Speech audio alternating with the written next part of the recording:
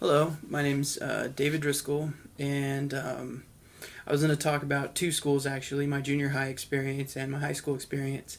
When I started junior high, I was in California, very high population, Mountain View area, um, and while I was there, it was like 35 to 40 kids per class.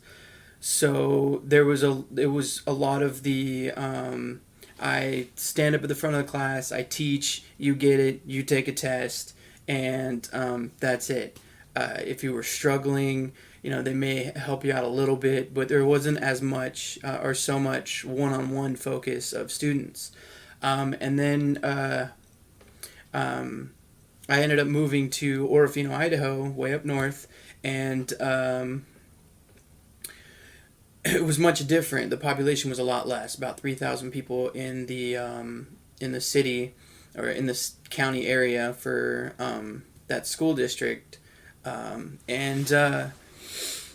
it was a lot smaller class. There was maybe 20 people to 25 people per class, and it was a lot easier to get one-on-one help between a student and a teacher, and it was a lot easier to talk to them and ask more questions.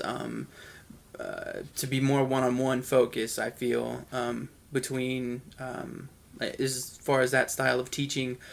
Um, and then they were also very supportive, even through high school. When I ended up transitioning into high school, they were still very supportive. It was any if you were struggling, they would help you.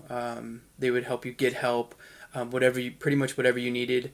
Um, like myself, I struggled in English and writing, so I ended up getting a resource class to help me more specifically with those classes, like take it back a little bit as far as the basics go, and really just concentrate on learning that. And then in my spare time, that same teacher would help me one on one in other classes that I needed help in, whether it be math or history or anything else.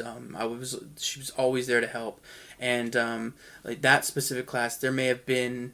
I think there were 6 students in there because it was supposed to be a very oriented towards the students who were struggling and needed the help.